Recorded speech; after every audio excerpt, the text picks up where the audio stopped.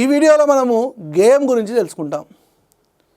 గేయం గేయం గేయం అంటే ఒకటే గుర్తుపెట్టుకోండి, గురు లఘులతో కూడుకొని యతిప్రాసలు కలిగినటువంటిదే గేయం. గురు లఘులతో కూడుకొని యతిప్రాసలు కలిగినటువంటిదే గేయం. పాద సంఖ్యా నియమము మాతల నియమం కలిగి గానయోగ్యమైన కవితా ప్రక్రియ గేయ కవిత్వం. పాదాలు అనేటువంటి పాద సంఖ్య నియమము మాతల నియమం కలిగి గానయోగ్యమైనటువంటి కవితా ప్రక్రియ గేయం. గేయ కవిత్వ లక్షణాల విషయానికి వచ్చినట్లయితే గతి నియమం అనేటువంటిది ఉంటుంది, మాతల నియమం అనేటువంటిది, గానయోగ్యత ఉంటుంది. మరే ఈ ఆధునిక కవిత్వంలో గేయ కవితా ప్రస్థానానికి ప్రవర్తకుడు ఎవరు అనంటే గురజాడ అప్పారావు గారు. ఈ గురజాడ అప్పారావు గారు ఏ గేయంతో ఈ గేయ కవిత్వానికి శ్రీకారం చుట్టాడు అనంటే ముత్యాల సరాలు అనేటువంటి గేయంతో. ముత్యాల సరాలు అనేటువంటి గేయంతో ముత్యాల సరాలు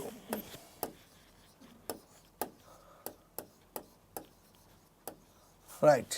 ఈ ముత్యాల సరాలు అనేటువంటి గేయంతోటే గురజాడ అప్పారావు గారు గేయ కవిత్వానికి శ్రీకారం చుట్టాడని చెప్పుకోవచ్చు. మరి ఇక్కడ ఈ గేయం అనేటువంటిది చూసినట్లయితే పాడుకోవడానికి వీలుగా ఉంటుంది. ఇప్పుడు గురజాడ అప్పారావు గారు ముత్యాల సరాలు అనేటువంటి ఛందస్సుతోటి గేయాలను రాసిండు. దాంట్లో ప్రసిద్ధమైనటువంటి గేయాల విషయానికి వచ్చినట్లయితే పూర్ణమ్మలో ఏం చెప్పాడనంటే, మేలిమి బంగారు మెలతల్లారా, కలువల కన్నా కన్నెల్లారా, పిల్లల గన్నా తల్లుల్లారా, విన్నారమ్మ మీరీగతను, పుత్తడి బొమ్మ పూర్ణమ్మ అని అన్నాడు పూర్ణమ్మ గేయంలో. నెక్స్ట్ కన్యకలో పట్టమేలే రాజుపోయాను, కోటగోడలు మట్టి కొలిసెను అని కన్యక అనేటువంటి గేయంలో చెప్పాడు. ఓకేనా. మరి ఇక్కడ జానపదుల యొక్క మౌఖిక సంప్రదాయంగా ఉన్నటువంటి గేయము ఆధునిక సాహిత్యంలో, ఆధునిక కవిత్వంలో ఒక శిష్టుల యొక్క కవిత్వమై ప్రసిద్ధికి ఎక్కింది. మరి కొన్ని గేయ కావ్యాలను చూసినట్లయితే పెన్నేటి పాట అనేటువంటి గేయ కావ్యాన్ని రాసింది విద్వాన్ విశ్వం, చాలా చాలా చాలా ఇంపార్టెంటు. కిన్నెరసాని అనేటువంటి గేయ కావ్యాన్ని రాసింది విశ్వనాథ సత్యనారాయణ, కిన్నెరసాని పాటలు. శివతాండవం అనేటువంటి గేయ కావ్యాన్ని రాసింది పుట్టపర్తి నారాయణాచార్యులు. మేఘదూతం, ఈ మేఘదూతాన్ని అసలు మేఘ సందేశాన్ని ఉత్తర భారతదేశంలో మేఘదూతం అని అంటారు. మేఘం ద్వారా సందేశం పంపడము. జలదమా వినవోయి, జలదమా అంటే మేఘం. ఓ మేఘమా వినవోయి అని అంటూ భారతదేశంలో ఉన్నటువంటి అన్ని ప్రాంతాలను పరిచయం చేస్తూ గేయకావ్యాన్ని రాసినటువంటి వ్యక్తి పుట్టపర్తి నారాయణాచార్యులు.